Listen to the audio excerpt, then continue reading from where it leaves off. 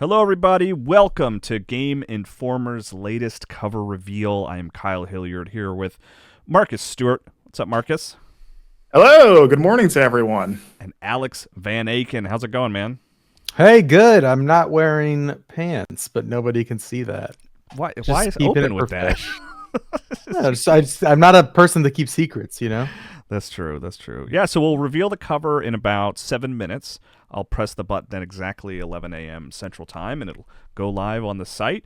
So, yeah, how's it going, chat? Throw your guesses in there. I'm seeing Reese's Pieces is guessing Spider-Man 2. Can confirm it's not Spider-Man 2. I can confirm it. Alex can also confirm. Although you did in the Twitch chat say Spider-Man 2 confirmed, just to confuse everybody. No, I'm confirming it is actually Spider-Man 2. Oh, you're saying, news to me. We're going to be diving into our preview coverage of a game that's already out. Yeah. I see Lazarus Orange saying, wait, am I watching Reservoir Dogs? Which I take as a compliment because of our snazzy suits. You're watching GQ. Who's the best Reservoir Dog, right? Steve Buscemi's Mr. Pink, right?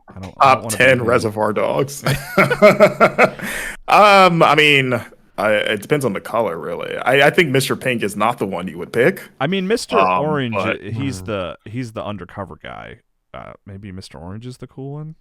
Yeah. Are we spoiling Reservoir Dogs? That was happening here? I'm sorry, everybody. Like a 30-year-old movie or however old it is at this point. But Starbucks 86 says, looking pretty fly, guys. New John Wick game. Says Leaf.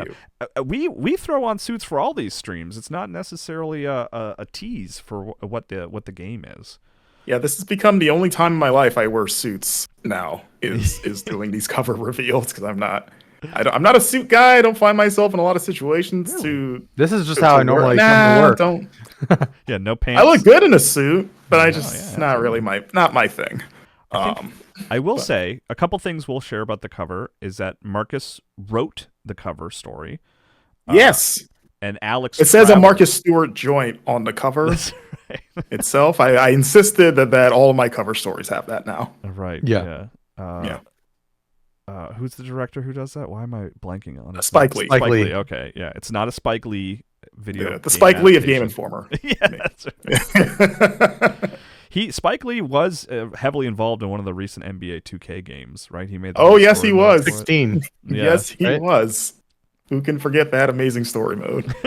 Speaking of 2K, I was on TikTok the other day. Sorry, I'm adjusting my lighting a little. Last night, not the other day, and I saw some of the voiceovers of the new 2K game where they have like the players themselves read the scripts, and boy, it was something. Do they sound like they're actually in a room, or do they sound like they're in a closet in their mansion in between practice sessions? It's definitely not like the sound quality that's the issue. It's more of reading the script. I really encourage you to go and look at it, Marcus. Who impressed you the most? Who was the standout?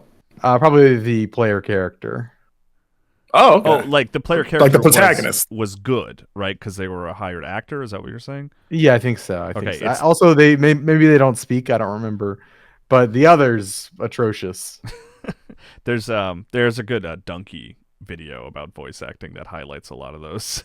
That's awesome. That's pretty thrilling. They just got to at least reach the line of LeBron James in the new Space Jam, and then that's like passable. Like if you can just hit that. He was not the problem with that movie, I would say. I think he's a better performer than Jordan.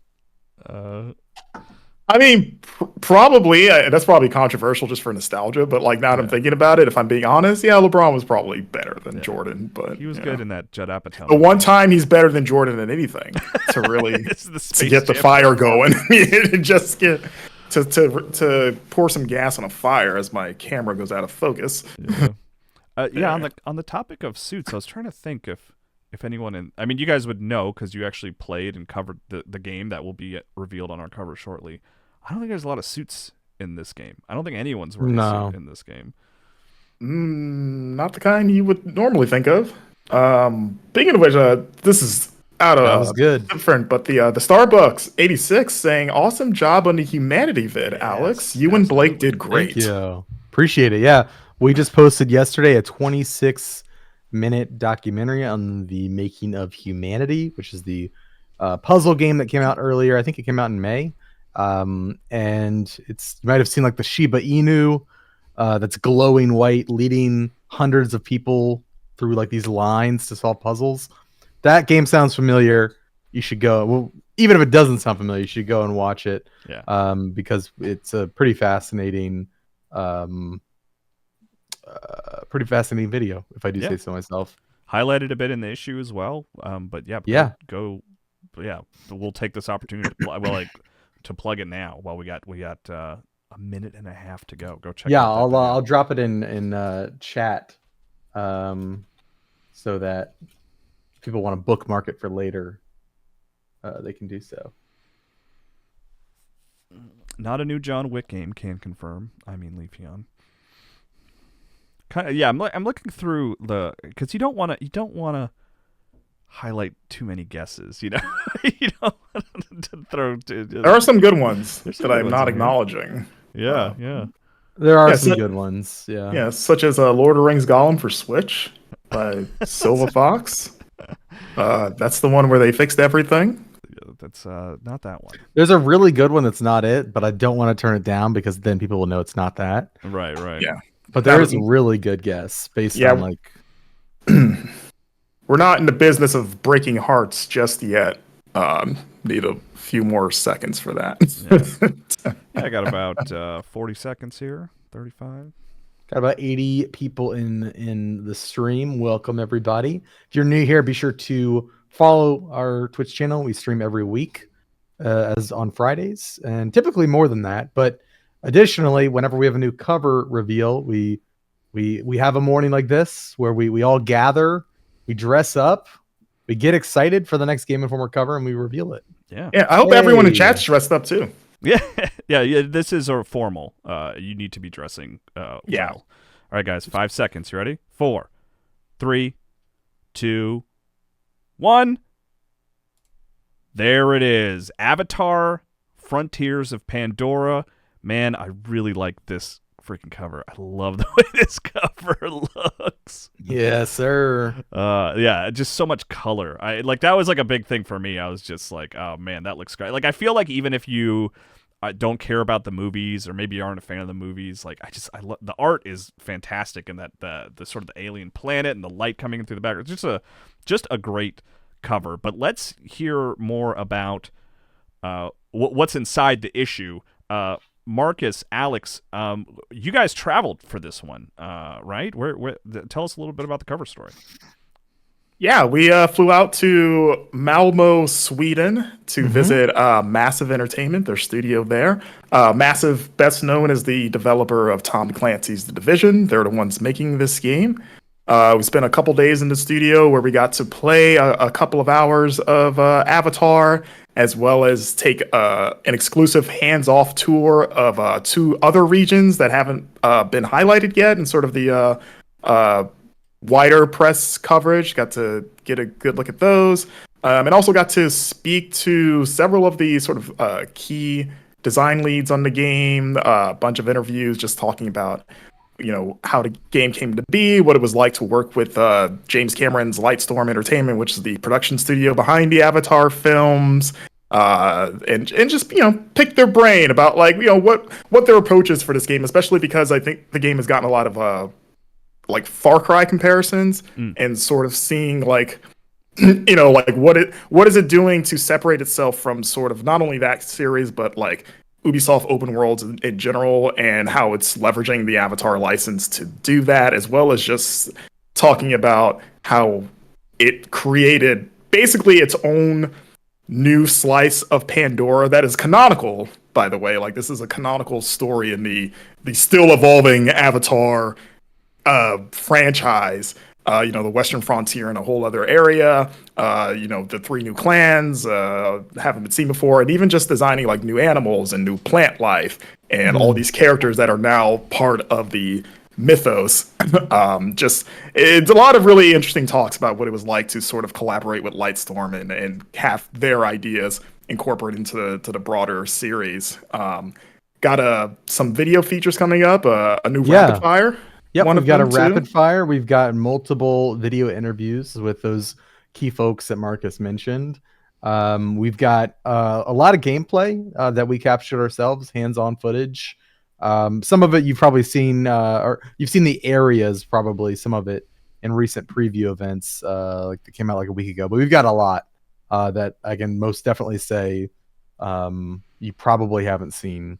And also maybe some new stuff coming too. So it's going to be a lot of cool stuff on the video channel. Go to youtube.com/Game Informer, subscribe there if you haven't. And those videos start rolling out today. In about an hour, the rapid fire drops. It is scheduled to go live at noon Central. It was a lot of questions about Avatar: Frontiers of Pandora.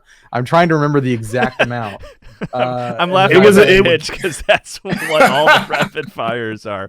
I haven't watched it yet. I'm excited to sit down and watch it. From what I remember, it was over 80, maybe just shy of 90. It was something like that. I've got it right here. It's 86 rapid fire questions. Do you have like a single question you guys can tease from that rapid fire? Is there any that come to top of mind? I'm putting you on the spot. I know Alex and I have the same favorite question. I don't even know if I want to say it here. I know. Don't spoil it. Don't spoil it. Yeah, you have a favorite. But there was one where we wrote a lot of these questions over dinner the night before, and when we came up with this particular one, we were like laughing and being like, "That's the one. that is the one." Towards the end of the video. Cool. No, I'm excited to see it. Some other items in this particular issue. We have the big feature on Avatar, which Marcus, we gave you a page count, and then you demanded more. That's how excited you were. I did. I threw a plate across the room. Yeah. And said, "Is this it? Do you know what you're giving me?" And I think this is a Marcus Stewart joint. And I think Matt and I just said, yeah, that's fine. You can have some more pages if you want. But we also have a big feature. It's the 10th anniversary of Papers, Please. So there's a retrospective on that game and its impact and its sort of legacy. Speaking with Lucas Pope, the writer of that piece, is Luis Aguasviva. Apologies if I've mispronounced your name. We also have a piece about accessibility in the fighting game scene from Grant Stoner, and then we have a piece about AI, a hot topic right now. AI. Shannon Lau, former Washington Post writer, put that piece together and came out really well. And then of course, shout out. Sorry, go ahead. No, please go ahead, Alex. Now at Inverse. Right. Yes. Lau. Yeah. So I'm excited for people to get be able to read that piece. It's really fascinating. And then we've got reviews and previews, all kinds of cool stuff in there. It's a good issue with a great cover. I really can't speak highly enough about how much I like that cover. I just think it looks so great. Frontiers of Pandora. Anything else that we want to plug before we wrap it up here, guys? Listen to the GI show this week, the Game Informer show, available on all podcast platforms, and our second YouTube channel, which is youtube.com/Game Informer shows. And we're going to be diving into all of our impressions, our hands-on, a lot of insight. Go pick up a magazine issue, of course. You can go get a digital subscription right now, gameinformer.com/magazine. The issue will be going live later today. And if you want a physical in your hand edition, keep an eye out, gamestop.com/gameinformer in the next week or two, and you'll be able to grab that for $7.99, or you can find it in store. Yep, that's what I was gonna. I believe maybe like a week or two, you'll probably find them in stores. Yeah, just go to your local. It was cool. I went to the Mall of America 2 days ago, and they had a whole spread of Game Informer cover. Nice. That's cool. Actually, yeah. Here I am undercutting your trip to the Mall of America. But I'm like, I wasn't bragging. I tend to avoid that place, but I had family in town, so yeah. We had to go. We had to go see the amusement park inside. Of course. But yeah, Avatar: Frontiers of Pandora. That's our latest cover, and we'll have all kinds of stuff on the site starting even today. So. Thanks, everyone, for tuning in, and we'll see you for the next cover reveal. We'll see you this Friday. Marcus and I I think we're gonna try to play an Avatar video game. Not Frontiers of Pandora, but a different one. Friday on our normal replay slot. But thanks everybody for tuning in. We'll see you next time. Bye. Bye, guys.